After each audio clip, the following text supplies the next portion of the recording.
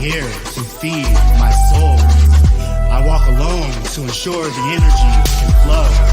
And in this life and path and journey, control.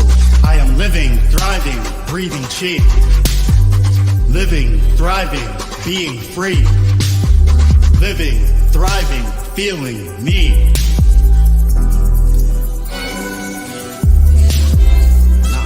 When I say I'm hungry, I got nothing to lose. I've been hungry, you was just confused. Now it's clear this bruised and used dude is on cue.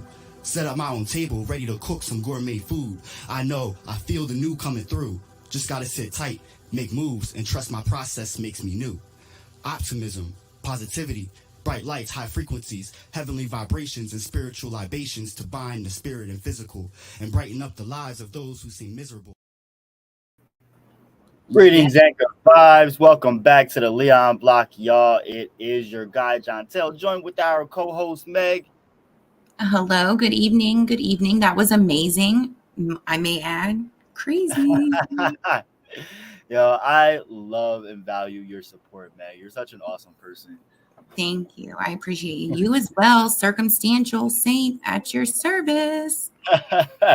Together on a Friday night. That's what it's about. Bringing the news and details. And the blues. The news yes. and the blues. Yes. No, always. Literally, because we are about to bring y'all some blues. Yeah, for sure. Some heavy stuff indeed. But this is what we're here for. This is what we talk about, and this is what it's gonna be. So here we are. Yeah. And without further ado, we're just gonna go ahead and segue into the first story. Meg, what is this about? A police officer shoots a person outside of a Wawa? What's going on here? Yeah, so allegedly I believe it was Reading. It was a Reading police officer that shot a civilian that was sitting in the Wawa parking lot. There's not really a lot of details that's been released at this point. We are curious who the victim is that was shot and the condition that they are in. On the report, it didn't say whether or not they were stable. It didn't say whether or not they died. So I'm curious if your family has been shot at a Wawa in the Reading area, please let us know. Give us a call, DM us, send us a tweet, give us the deets, because we would like to know why officers are just shooting people in Wawa parking lot. What they do? I'm curious. Right. We are our own media. So it is important. If you do know something or heard of something, speak up, shout us out, let us know. We'd love to spread the info around, keep people informed. But we just generally would like to know more about this story, because these kind of narratives happen all the time. We just don't really get to hear much about it. Let's go ahead into this little footage real quick, though. I think this is out of Philly, 6 ABC News. Mm-hmm. Became a crime scene tonight in Berks County after gunfire suddenly erupted in the parking lot. Authorities say the gunshots came from a Reading police officer, and now the entire incident is under investigation. Wednesday night, the big story on Action News is the latest on a police-involved shooting in Reading, Berks County, outside of a Wawa. Action News reporter Bob Brooks is live at the scene with the story. Bob. Well, Rick, we know that officer fired into a vehicle. A man would be shot, but what exactly happened here? Those details are very limited, but Rick, that tends to be the case anytime there is an officer-involved shooting. However, what we do know is that car was parked right near the entryway into the Wawa, and after this happened, the man who was shot was quickly rushed to the hospital and underwent surgery. It was just before 5 p.m. when authorities say a Reading police officer opened fire into this car parked inside of the Wawa parking lot along the 400 block of Lancaster Avenue. Within minutes, a swarm of police officers and paramedics rushed to the scene, and the whole property would be sealed off by investigators. Well, tonight, Berks County District Attorney John Adams says there were 2 people inside of the car. One of them was shot and had to be rushed to the hospital. Their condition is unknown. But at this point, District Attorney Adams is offering little information as to what caused the officer to fire. He would only say, "We are aware of what prompted this, and we will release that information at a later time." Meanwhile, we need to find out who was the passenger in the car so that maybe we can speak to them and hear what Right. their side of the story is, because I bet you that no mainstream media outlet will touch them or want to hear what they have to say, because it's probably not going to corroborate with what the police What they're department saying. says. Right. Exactly. So We if need you've to been the find out. victim of this crime, please hit us up. Let us know your side of the story. We want to know. We We want to care. hear from you. Yes. Yeah, that's crazy. There's no justification or causation for justification, which means cause for the action to shoot somebody if another passenger is in the vehicle. What prompted them to pull the trigger? Why? I'm Hey, not. Relennis. Thanks for tuning in. So what's going on is there was an officer involved shooting at a Wawa in Reading, and the details are actually pretty murky at best. I mean, they're not really releasing much information other that the police opened fire on a vehicle that was sitting in where it shouldn't have been. Basically, that's all. They're not Right. saying anything else, but that I don't even think they said if the person has passed or not. They're just saying that the person is in the hospital so far. Right. And they had to undergo surgery. And so we know that it was occupied, the vehicle was occupied by two people. And so it's for us, it just doesn't make sense as to why they would open fire or open discharge their firearm, within feet of another person. It doesn't make sense. Right. Somebody make it make sense. Right. Let's Wow, to see this happen in broad daylight isn't sitting well with those who live around here. They say Wow. they've been hearing about too much violence lately, and now seeing something like this happen firsthand is almost too much. I just Jontel, rewind that. and Mhm. this is we're going downhill, and this is terrible. They say they've been hearing about to see this happen in broad daylight isn't. This, and we will release that information at a later time. Meanwhile, to see this happen in broad daylight isn't sitting well with those who live around here. They say they've been hearing about too much violence lately, and now seeing something like this happen firsthand is almost too much. I just think we should pray for our city, and this is we're going downhill, and this is terrible. Okay, Rick, now the DA up here says there is no threats to the public, and as you can see behind me, this Wawa is now reopened for business. Reporting live in Reading, Bob Brooks, Channel 6. Action News, Rick. So from the looks of this video, Relennis, it doesn't seem like there's any information pointing to the fact of anyone having any weapons. I think if they did have weapons, they probably would have stated it in this newscast, because that's what they like to do, is pin anything they can to criminalize a person to justify why they shot and killed someone. Right. So I don't think that they probably had a weapon. They're probably trying to come up with a story as to why it would be justifiable for them to shoot this car in the first place. Right. So DA John Adams, we now demand some kind of statement from you, revolving around this incident. Who was the officer that shot this person? I believe the city of Reading deserves to know. Also, a good thing to add in here, I was told by someone that is it's actually an ex-law enforcement officer, Reading has a police gang. Because he was told, my person in my pocket was told that there is people in Reading that are police officers that are bragging about how many people they've shot, which makes, the education and knowledge that we have, relating to police gangs, Right. makes it look as if he Right. blatantly said, I don't think there's any in Lancaster, but in Reading there is. In Reading, it makes perfect sense, because in Reading, in inner city Reading and within Reading borders, there's a high population of people of color. Outside of the borders, it's ridiculous. Outside of the borders, it is highly, highly racist compared to Lancaster County. Where Lancaster County is very racist too, but not as, I hate to say like it's less racist, but it is both racist in Lancaster County. It's by population, is Reading bigger than? Because I'm not from. You got to familiarize me with it a little bit. Reading's population is a bit bigger than Lancaster's. Yes. Okay, so then that would make sense as to why there would be a police officer gang in that area, and not here. Right. Okay, interesting. Reading community, pay attention. There are things going on that you need to be aware of for sure. Look into police officer gangs and find out who this victim is and who, the passenger of the vehicle is. If you are the passenger in the vehicle, please hit us up, DM us, tweet us, or call our line, and we would be happy to hear your side of the story. Love to hear no justice, no peace, no justice, no streets. We love to hear from you. We want to hear from you. We want to help. spread awareness about the atrocities and the BS that happens to us and our people on a regular basis. Do not be afraid. Right, 100%. Do not be afraid. They get you off fear. And so whenever you go in situations that you would otherwise be fearing of, you hold a power within you that you are, unstoppable to a certain extent. You have to advocate for yourself. Nobody can advocate better for you than yourself. And, that's what we want to provide is people with equal tools to be able to represent themselves in pro se litigant situations whenever it's just pure out bullshit. This stuff is happening every day. And, yes, agreed. I'm so tired of people getting killed by the police.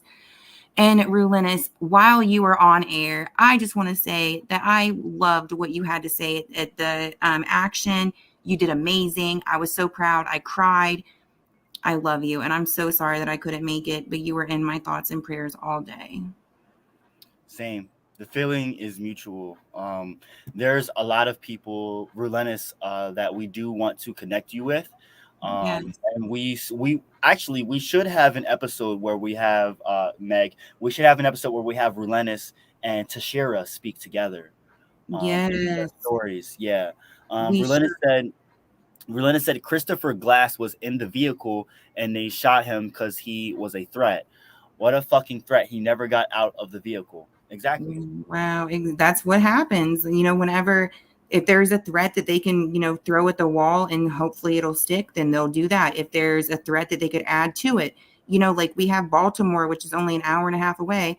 That police department was, not even alleged. They were planting evidence. There's proof. There's research. Like Google it. You go on YouTube, educate yourselves.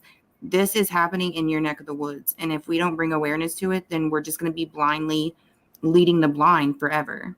Yeah. And, people in disparities in communities of color, they do not deserve this kind of treatment. It's not okay ever. It's not. I know you're probably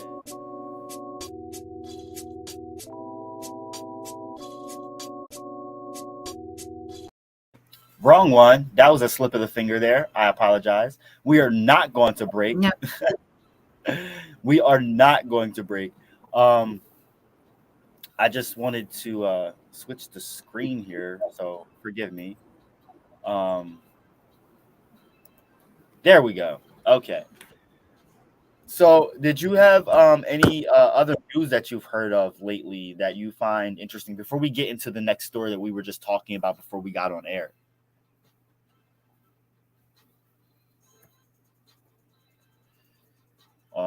Yes.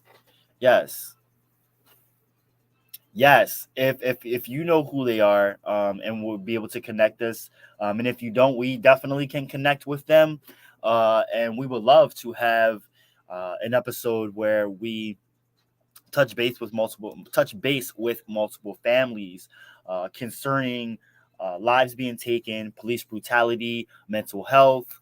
I think it's something that we're gonna kind of pivot to and touch on a lot more as time goes along, and we might put the Daily Tea, pivot that to the background a little bit, continue to do our news. However, I think Black lives, brown lives, mental health, police brutality needs a special attention right now. I don't know about you, Meg, but I think that for me, that is something I've been wanting to focus on. And now I've got the right people to help me Right. shed light on that issue. No, 100%. Mental health is definitely, you're 16 times more likely to have a conflict with police if you have a mental health issue. All of these police 16 officers are 16 times more likely. And then, if you have a serious mental health issue, that, the more like opportunities or run-ins per se that you have with the police, the more likely that you will have a bad run-in. And Yeah. I mean, it makes sense. The more times you have to deal with them, the more times that, they can fuck up. So, oh, go ahead. We have to change the way that we think about, we have to change the way that we envision our world. We have to change the way that we think about how we interact with one another so that we can change the way that we think about how we interact with police, because they're not going away overnight. We still have to figure out how we're going to get rid of them, and how are we going to envision a new way of safety, how we're going to envision a new way of care, rehabilitation, and and a way to provide health care for people that deal with mental health issues, so that we can make sure that they're protected. Right, 100%. And what's so sad as well is, like, out of all the people that I've spoke to that have been shot and killed by police, every single one of them has had a notable mental health illness. I have multiple mental health illnesses, and I worry every day when I see a police car, even, that Right, something's going to 100%. happen to me and I will die. It is Right. a constant intrusive thought. It's a constant fear that you live in, because you're, whenever you have had run-ins with the police, they've not been, the nicest to you, or it's been traumatizing, and it's fear. I've had situations with police where I've been harassed, I've been violated. There have been things where the slight movement that I make, they go to move a certain way. I get scared, and because I get scared, then it's a horrible downward cycle. And I've seen too many situations. It's a constant reminder of why we're doing what we're doing. We have to be vocal and outspoken about the situations and experiences that we have had. And we will continue to bring you more people very soon. From now to the end of this season, which is the end of the year, the end of November, we will be bringing y'all tons and tons of accounts and experiences from people sharing their thoughts concerning mental health and police brutality. So definitely stay tuned for it, y'all. We do have we have lots of big things coming. Yes, 100%. And what's so sad and what we are thankful for is today, John Tell was he was reached out, by a listener or someone that had been recommended. And this person truly was in a parking lot, and they they had parked their car, they had their child in the car, a nice parking, it was in Rudders, in York County. They pulled, over because they were having a mental health emergency. They were having anxiety, and their grandmother was in hospice, and they had, issued, had some losses. They were going through something, and somebody called the cops. The cops came, and they took her to jail in front of her 5-year-old daughter and gave her a DUI charge. So now she has to, fight that. And she's scared of the police by, default, of course. I would be as well. And so now she's going to have to be thrown through the justice system. But, luckily she does have us. We will raise hell, and we will not give up until situations, change. And that's what we're demanding from, all of these jurisdictions, is change and accountability and transparency. That's right. We will be touching base with the victim of this horrendous crime to talk about her experience, how she was violated, the things that actually took place, what happened, to provide further context for you all as to what happened and what we can do to help her, whether it's provide a sense of community, whether it's to share our own experiences or have people step up to provide their own experiences of police brutality in the same sense that she's dealt with. Now, I've had a similar experience myself, but I had smoked marijuana, and it was in my system, and I did smoke it. I wasn't under a mental health episode at the time. I was under stress, and I was very, very tired. To them, it just looked like I was high. Nonetheless, I did get a DUI. And the way that, had I been of a lighter skin tone, I think things would have went very, very differently, because the person who was with me and who the car belonged to, nothing happened to them whatsoever. Wow. I digress. $7,000 later. Wow. Yes. And it was the first time I ever got in trouble in my life. I understand what this person is going through, and we are definitely eager to share her story with y'all and have her on the show. Lennis Moon says, right now, people have 911 to call for help, but I remember they wanted to change that. They said that they were going to have a special number, which was 211, to call if someone was having a mental health crisis. Whatever happened with that? Well, Lennis, 211 does exist. I won't say that it works, but it doesn't function properly the way that we think it should. I think it functions the way that they want it to function, which is it barely in my opinion, it doesn't do anything. I've called 211 before, not for mental health. I've called it for resources, and I did not really get anywhere.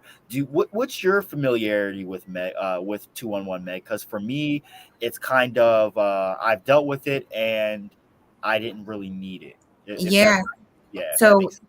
I've dealt with 211 before. Their online resources is really good. As far as like you can, instead of calling them, because like I called for Bailey's, that we bailed out of jail for resources like, 8 o'clock at night whenever they need shelter and, emergency shelter and things like that. And it's an endless cycle of just being on the phone for over an hour at a time. And that's fine. But like at the same time, you have the same resources available online. And so that's Right. always a good thing to go online, and it's Right. we can post the link as well. But also to add to Rulenis's comment, just so she's aware, this is news to what John Tell. I had told him earlier, but we had been trying to get the Lancaster Police Department's comment or what they've done differently now that Ricardo, passed away due to a mental health crisis. I have Leilani Tran, which is a social worker that was hired after, his death, willing to talk to me. So I'm excited to sit down with her and just see what she has to say as far as the changes, if there has been any, if there still if she feels like there still needs to be changes, and then hopefully I'll get to voice my opinion as far as like what needs to happen within the local police department so that this does not happen again. Right. That's my hope and goal. So she did message me back today, and we are going to set up a meeting. Rulenis, I'm not sure if you saw the comment. Another commenter, Jacqueline, said that she thinks it's 988 now for to call for mental health crises. So that's a little tidbit right there. Yeah, I'm really eager to get Leilani on a show to speak about what the Lancaster, Pennsylvania Police Department specifically is doing, because as we know, that is the police department that shot and killed Ricardo Munoz of Lancaster City, Pennsylvania in 2020. As he was enduring a mental health crisis. And so they had originally said that they were going to have more mental health social workers to intervene and be mediation. And those were the services that the family was looking to have provided. Unfortunately, however, a police officer came to the scene and took it upon himself to take matters into his own hands, and we are where we are. After that, I think it was over a year later. Well, yeah, but I mean, after that, over a year later was when they finally did install another police. A police liaison, I guess I would say, social worker for mental health services. But I don't know how. We don't know much, and that's why we want to know more. Thank you. Exactly. So this is the website where you can find resources as far as 211 for Lancaster County. I will put the link in the comments section for y'all to check out, but it's pa211east.org /Lancaster. Excuse me, I have not been drinking beer. No, I haven't. I've been drinking tea, I promise. And so, Rulenis, what does 988 do? And Jackie, she says, thank you.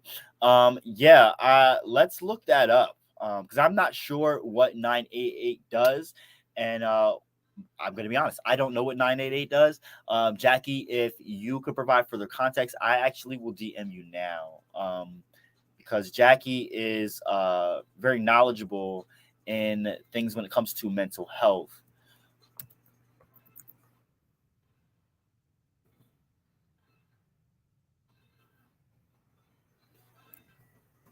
What's 988 do? All right, so yeah, I really appreciate this specific discussion. Because I think it's important for us to help provide people with better and further context as to where you can find resources, but why it's important for us to have these conversations to begin with, because so many different things transpire simply because no one is talking about this enough. No Right. one wants Big Deep to say, what can we do to change? Where are the resources? How can we fight as a group? As a Right. group, As a collectively. collective, right? I agree. And I think that's the most, that we can do for people is just come together and, across all lines of diversity and raise hell until we get what we need. Have a And community. Yep. yes, and we have to come together and, unite for a common cause. And this is it. People are getting shot every single day. People are dying in prison every single day. And when is it going to stop? When is enough going to be enough? And there's already so many lives that's lost, so many families that are directly impacted, and so many families that their lives have forever changed due to the trauma that, it's time that they have the power in their hands. And so, Lunas, with your question, I would hope, the problem being whenever the police started responding to these mental health calls, that's whenever we seen the number of police officer involved shootings go up skyrocketing. In my opinion, I think that a caseworker needs to come with an ambulance, or a mental health professional needs to come with an ambulance, but I'm not really sure what they're doing. And I mean, I can tell them what I think they should do or what we think they should do as a collective, but I don't know. To be determined. We will find out. Has anybody in Lancaster County experienced a mental health crisis recently within the past year to know whether or not how it's handled? That's a good question, I guess, for our community. Right. Well, when I suffered a mental health crisis, it wasn't like I was just hopeless. I wasn't suicidal, but I literally had to tell them that I was, for me to receive care. And they were at capacity in Lancaster County. So I got shipped to Berks County, the same place where that officer involved shooting at the Wawa took place. So yeah, over 35 minutes away to seek services that, someone should receive in their own vicinity. And this is happening all over the state. Jackie can also vouch for that because they are consolidating up in northeastern PA as well. We are down in south central PA. The same thing is happening here. It's happening all across the country, actually, on a large scale. Places are consolidating, and it's because of money. It's because of corporate interests, and it is because of corporate healthcare entities seeking to just make bucks off of people. If you look at all of these small towns across Pennsylvania, what do you see? What is the biggest employer? What is the biggest structure in all of these small towns? So I actually know this because I'm with Put People First PA. That's a human rights organization aimed towards having equal Medicare, benefits and things of that nature. And we just spoke of that tonight. The largest employer in Lancaster County, at least for Pennsylvania, is UPMC. Oh, see. And this, if you look at every county, it's basically, if you look at every county in every rural area, that is likely the case. 100%. It's a hospital. It's, going to be a larger profiteer. And that's where, that's where our attention needs to be as well, because that's insane. Like these hospitals are either curing us or killing us. And a lot of the times I'm wondering if they're killing us. Right. I know that my dad back in April, my dad passed away in April.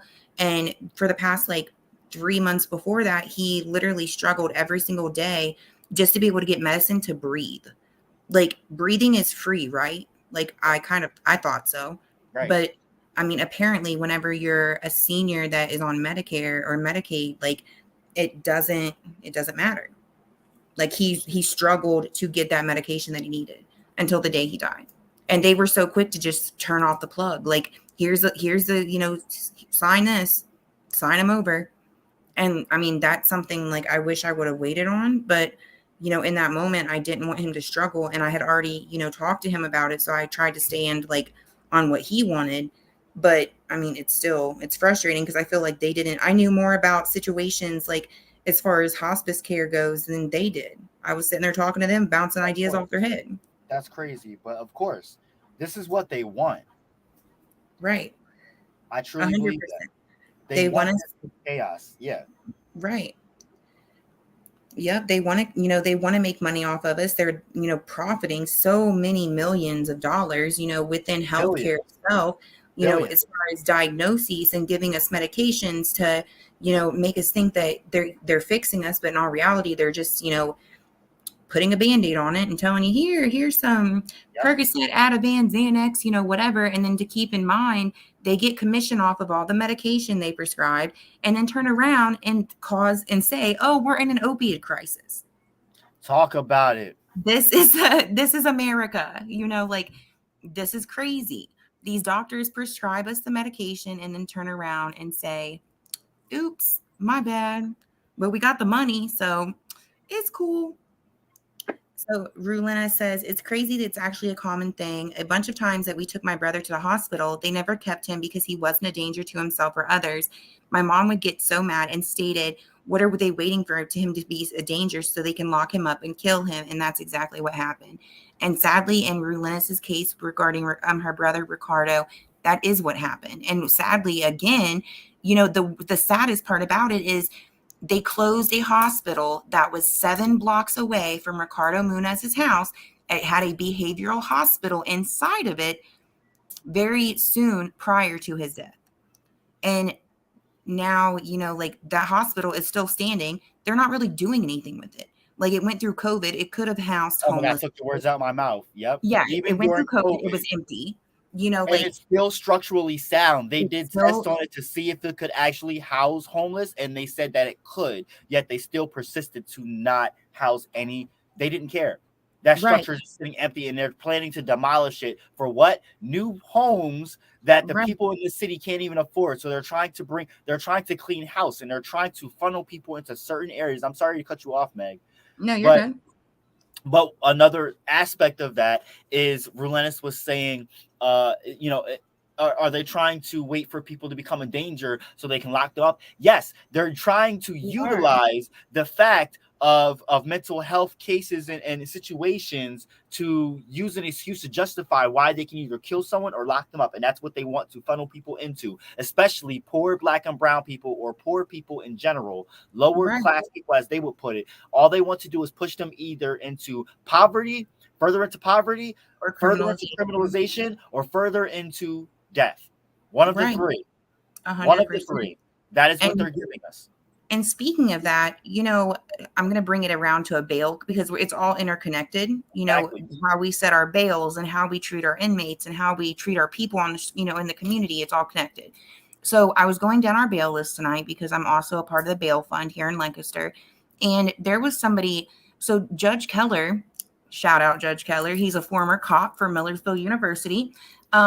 There is a gentleman that was, he was born in 96. So he's obviously not that old. He's pretty young, in my opinion. Right. And he's locked up right now with bail denied by Judge Keller. And he didn't kill anybody. So I was very confused. I started doing my research and I found out that he was like on a parole detainer, possibly. But Mhm. that whole situation, I was about to turn it into the ACLU just because any bail that's been set that's unjust, for anybody since April of 2022, hit up me or John Tell and we'll forward it to the ACLU because it's not supposed to be happening. And it looks like Judge Keller is still setting a ridiculously high bail for, Of course. I'm not saying minor offenses, but I mean, to compare the two, my girl has the same charge and me and Miss Bat walked out of the courthouse with her with us. So interesting. Mhm. So it depends. I mean, and it was a Black kid, and it made me so mad because I'm like, Of course. it's, you know, that's the first thing I'm looking at is like, and that's a, you know, a huge disparity that our world is a part of. That let's just throw them in jail. That'll fix them. No, it probably won't. We probably need some type of rehabilitation. And Again, that although- is exactly what they want. Right. And although that, you know, Trish, I forget her last name. She's the re-entry in the jail. She's amazing. She does like this re-entry program. And I totally support her and her efforts, but like, it's so sad that they have to get there first. Why can't we offer these things to these people prior to having to throw them in a cage? Right. So I just think that, you know, the only reason you should ever be thrown in a cage or be in an inhumane situation is if you kill somebody or take another life. That's just my personal opinion. Again, this is not law advice. We're just saying. Thank you. Yep. As we put disclaimer, I just want to remind y'all that any topic discussed during our show is for commentary purposes only. We are not attorneys. And our opinion isn't legal advice. If you have any questions, we're recommending you reach out to a licensed professional. If you need one, hit us up. We can refer you to several within the community that you reside. So that's our network, is our resources, that we can provide to people that usually would not have those resources. So that's, our purpose and passion. That's why we're here. We will always, try to have people advocate for themselves pro se, because nobody else can represent you better than yourself. What up, Dave? Right. But at the same time, if it is a, deeper issue or a more serious, charge, we definitely can put you in place with several attorneys who have been wonderful friends of mine through the, within the community for several years now that I trust with my life. So that's that. Again, we can't stress enough how important it is for people to watch this stuff so people can feel encouraged and emboldened to share their stories, so we can connect people, connect families and victims of police violence and victims of stolen lives. The club, unfortunately, the club is far and wide and stretches the whole world, but over North America specifically, we just want to form a network of people to share experiences so that we can form a network, an alliance, a force to be reckoned with. Right. And the way to do that is information. And information breeds compassion and understanding. And once you do that, you have more solid connections with people. And knowledge is power, people. Like 100%. I was an unknowledge individual at one time. I had no idea that white privilege even existed. And here I am now preaching the gospel. Talk about it.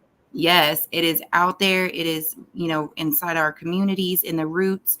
And we have to shake the roots to get, change within our community, to better our children, to better ourselves, to, it's all underlying, and we have to go at that underlying cause to fix it. Yeah. Wow. We gave a loaded episode just freestyling stuff. I know as we said, we were going to give y'all some news and blues, and we gave y'all news and blues quite literally. What can we give that's a little lighter really quick? Can we play some music? Of course. Let's play some music. What do we got? Maybe something a little light. How about this? Shine your light, shine your light, shine your light, shine your light, shine your light, shine your light, shine your light, shine your light, shine your light, shine your light. You are attractive. You are light. You are you. Align your light. You are not a failure. You are divine. You are grounded. Define your light.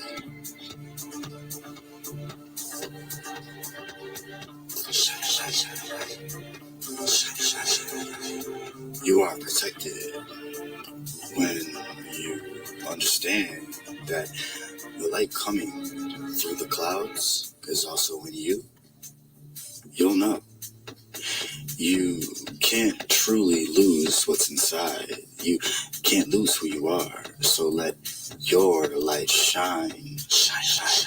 Be the sun in someone else's storm. It's one reason we are here.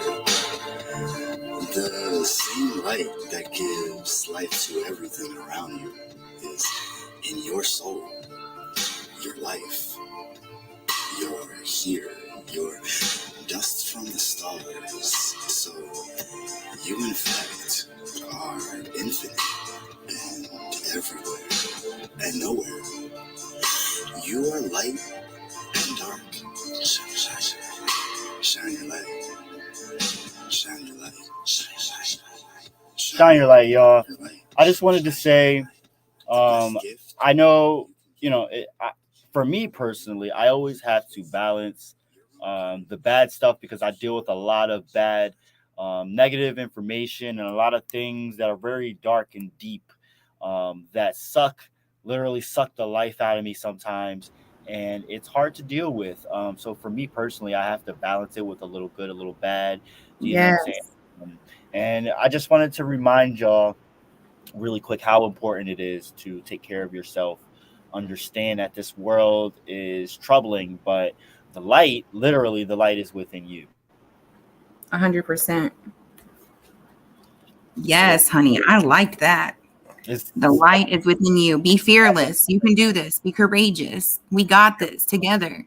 Yes. See, We need a chant. I love your positivity. Yes.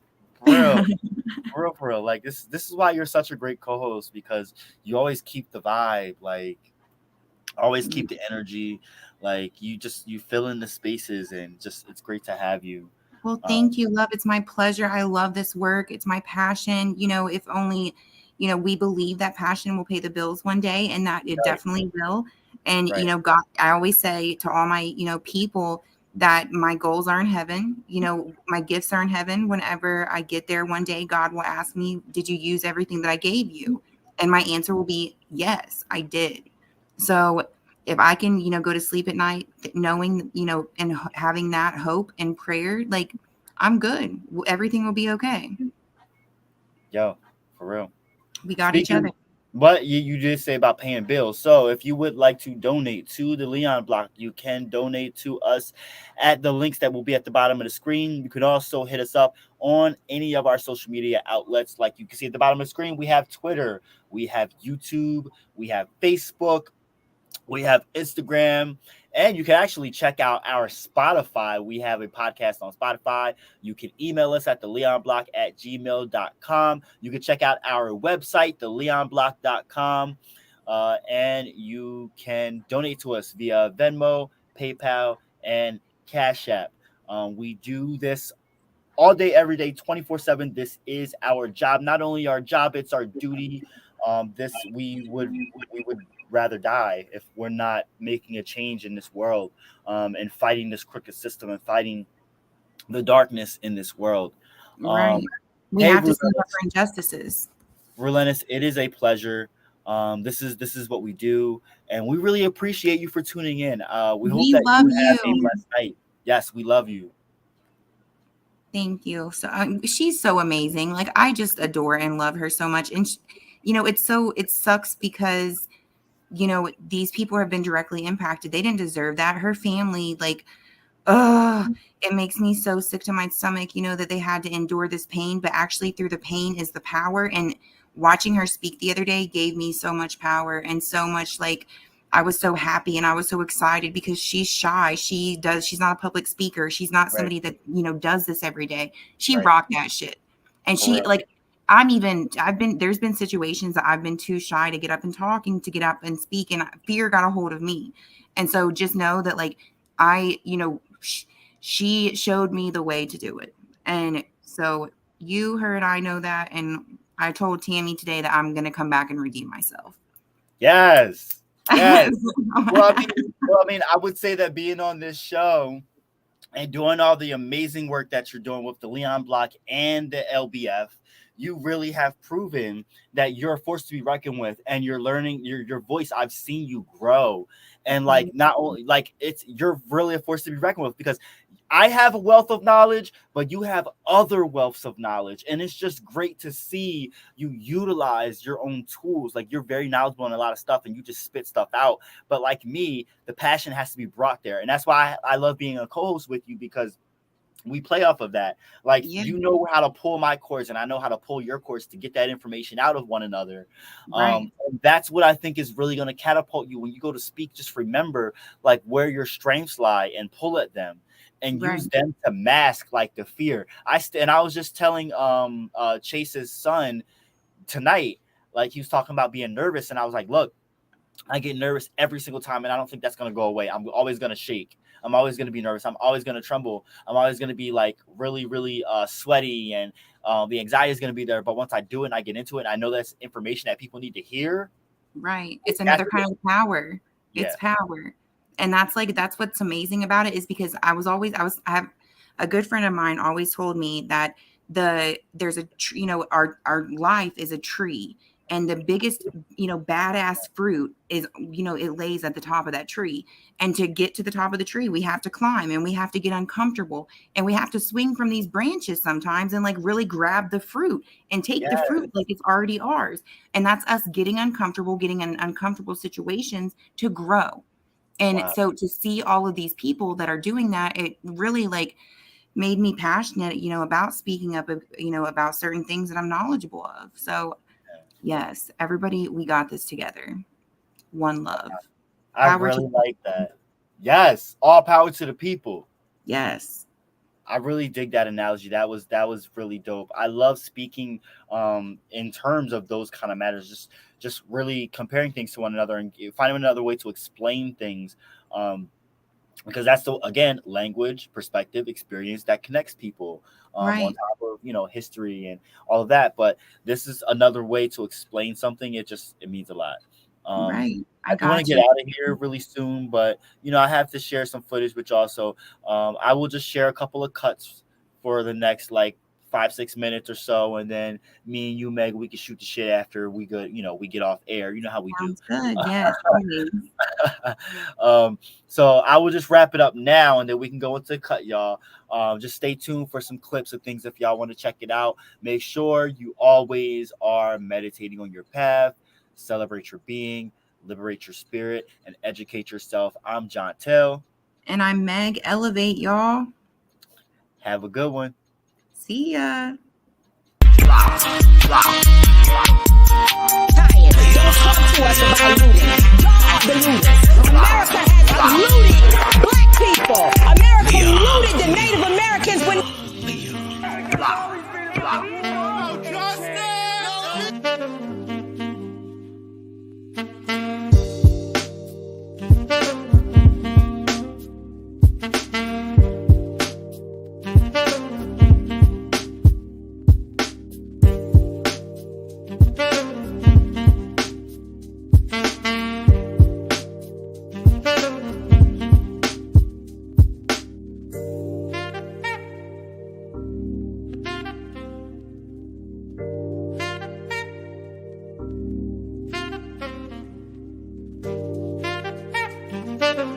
Prayed, and I'm like, God, no matter what it is, give me. They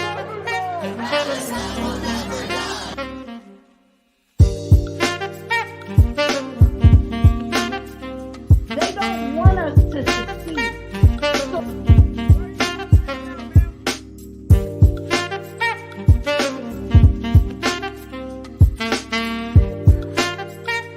Black Lives Matter all day, every day. All day, every day.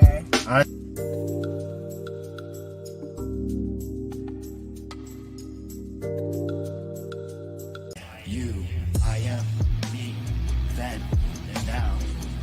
I am spirit, I am light.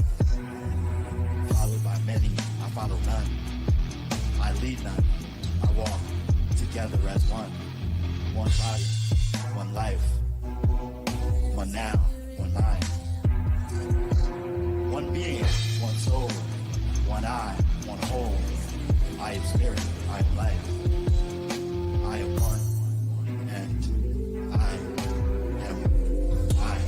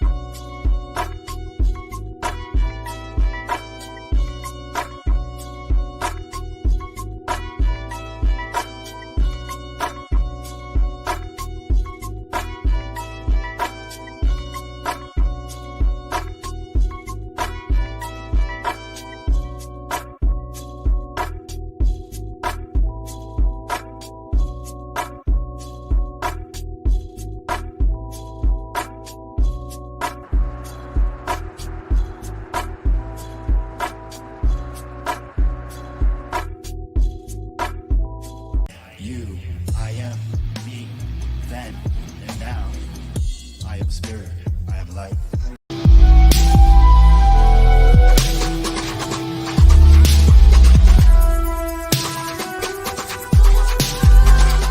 I am here to feed my soul. I walk alone to ensure the energy can flow. And in this life and path and journey, control. I am living, thriving, breathing chi. Living, thriving, being free. Living, thriving, feeling me. Now, when I say I'm hungry, I got nothing to lose. I've been hungry, you was just confused. Now it's clear this bruised and used dude is on cue. Set up my own table, ready to cook some gourmet food.